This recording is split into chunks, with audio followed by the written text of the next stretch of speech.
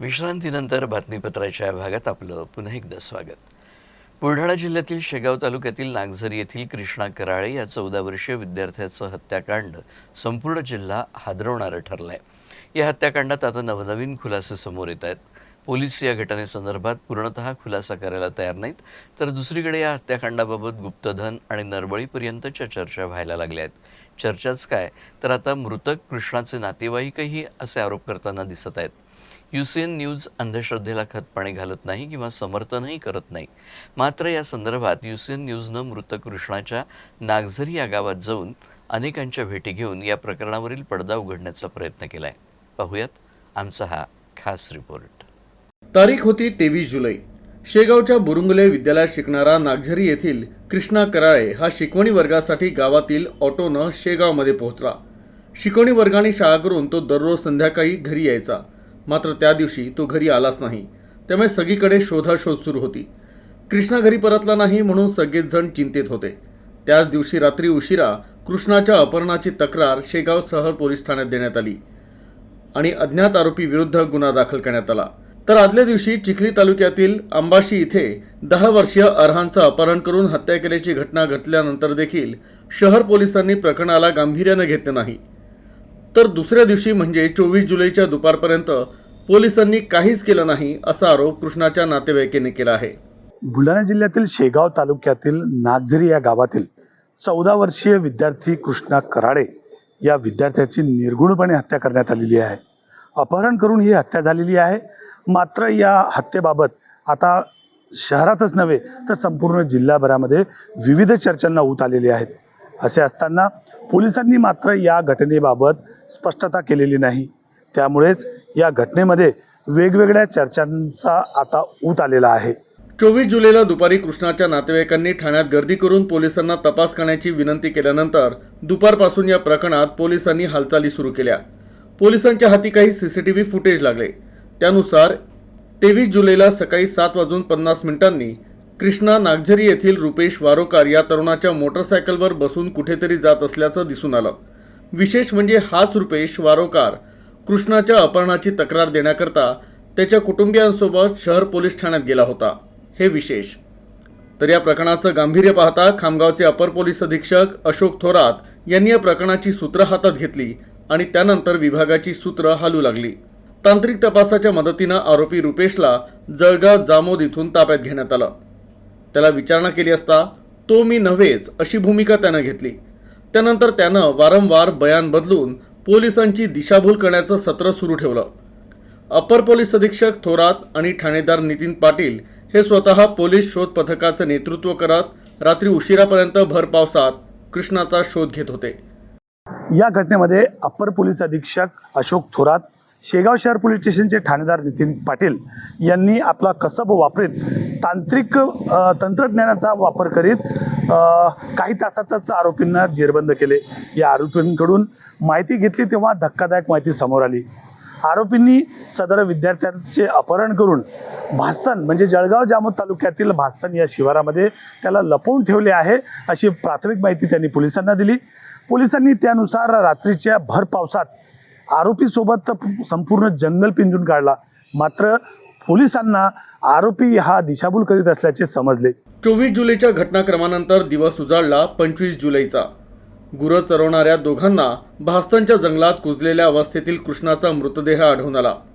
मृतदेहाशेजारी त्याची शाळेची बॅग, हातोडा, पोतं असं बरंचसं साहित्य होतं. SP ॲडिशनल SP, उपविभागीय पोलीस अधिकारी, ठाणेदार यांच्यासह पोलिसांचा ताफा घटनास्थळी पोहोचला. संशयित म्हणून ताब्यात घेतलेल्या रुपेशला पोलिसी खाक्या दाखवल्यावर त्यानं हत्येची कबुली दिली. यात पृथ्वीराजनं आपल्याला मदत केल्याचं सांगितल्यानं पृथ्वीराजलाही अटक करण्यात आली आणि त्याच दिवशी अप्पर पोलीस अधीक्षक अशोक थोरात यांनी पत्रकार परिषद घेऊन कृष्णाची हत्या हा प्राथमिकदृष्ट्या खंडणी मागण्याच्या उद्देशानं करण्यात आल्याचं स्पष्ट केलं. आरोपी म्हणून दुसरा पृथ्वीराज मोरे, त्याचं वय 21, तो जळगाव जामोद या ठिकाणी एका फॅक्टरीमध्ये कामाला आहे. आणि मुख्य आरोपी रुपेश वारोकार, राहणार नागझरी, वय 22. असे 2 आरोपी सध्या तरी निष्पन्न झालेले आहेत. गुन्हा त्यांनी केल्याचं पुराव्यानिशी समोर येत आहे. आम्ही चांगल्या पद्धतीचा पुरावा त्यांच्यावर गोळा करतो आहोत आणि आज ह्या मिसिंगच्या ह्याच्या संदर्भात 302चं कलम अतिरिक्त वाढवून पुढील तपास होत आहे. आता खरी स्टोरी सुरू होते इथूनच.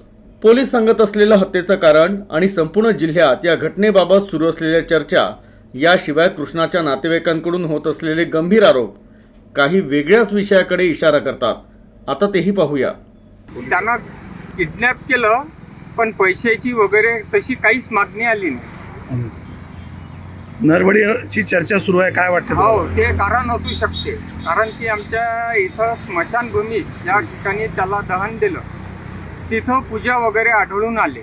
याबाबत आम्हाला पोलीस प्रशासनानं योग्य ते मार्गदर्शन करावं, जनतेच्या मनातल्या ज्या काही भावना आहेत त्याचं समाधान करावं, एवढीच आमची अपेक्षा आहे पोलीस प्रशासनाकडून.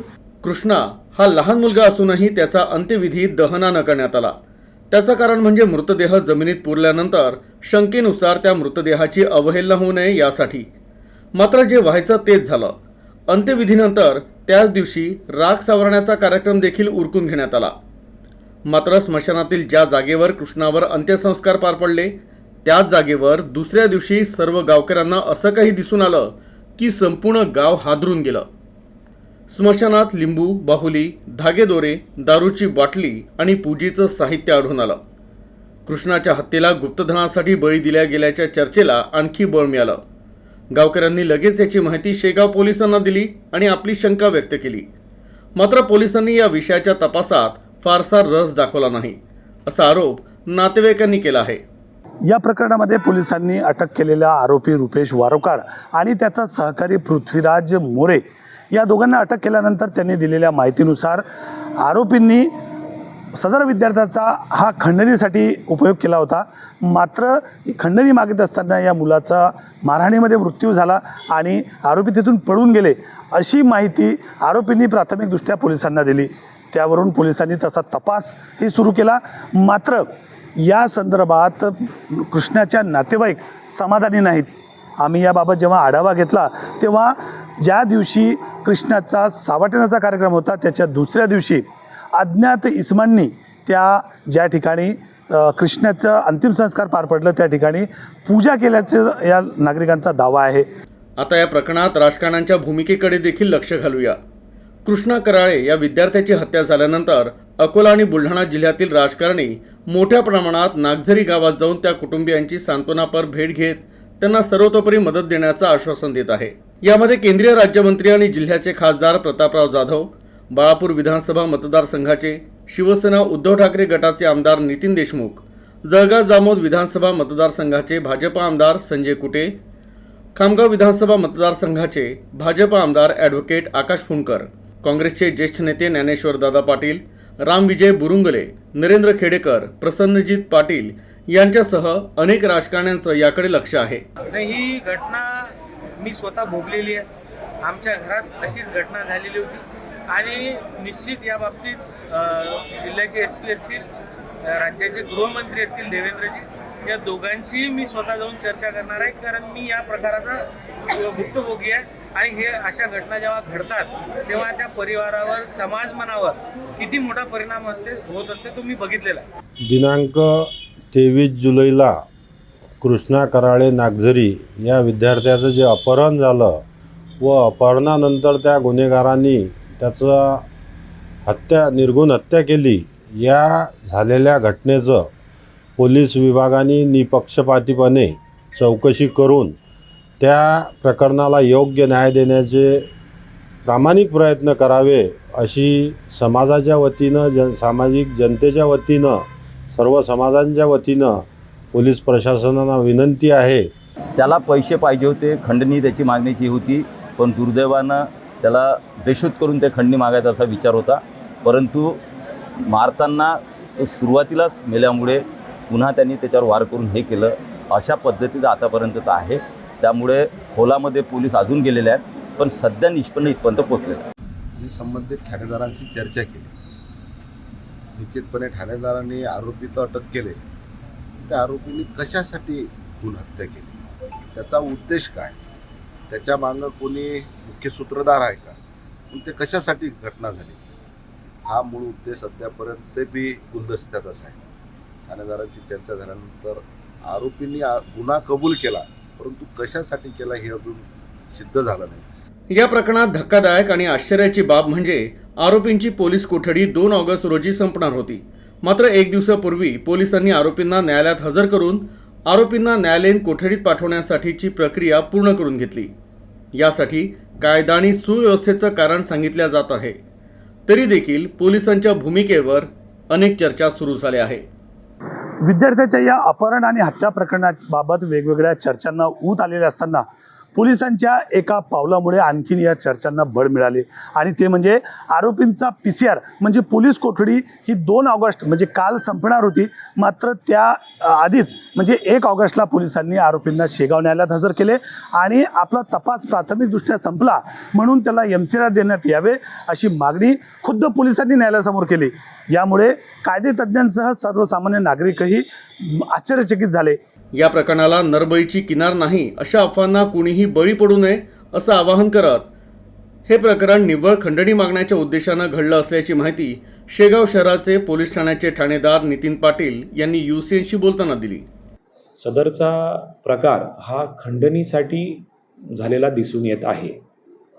मी जास्त याबाबत सांगू शकत नाही, परंतु सदरचा प्रकार हा गुन्हा हा खंडणीसाठी केलेला दिसून येत आहे. एकंदरीत कृष्णा कराळे या विद्यार्थ्याच्या अपहरणामध्ये आता नवनवीन विषय समोर येत असताना पोलिसांनी या प्रकरणाचा उलगडा करणे आवश्यक आहे. यानंतरच शहरात होणाऱ्या चर्चांना थांबा मिळणार आहे. मात्र या प्रकरणाला खरोखरच नरबडीची किनार आहे का, अंधश्रद्धेची किनार आहे का, किंवा या आरोपांमध्ये किती तथ्य आहे हे तपासणेही पोलिसांना आता गरजेचे झाले आहेत. एकंदरीतच चिमुकल्या कृष्णाच्या हत्याकांडाला अवैध रीती वाहतूक आणि खंडणीची देखील किनार असल्याचं दिसत आहे. मात्र तरीही वेगळ्या चर्चा बंद होताना दिसत नाही आहे. कारण काहीही असू देत, चिमुकल्या कृष्णासोबत जे घडलं ते अत्यंत वाईटच. कॅमेरामन समीर शेखसोबत फहीम देशमुख, UCN न्यूज, बुलढाणा.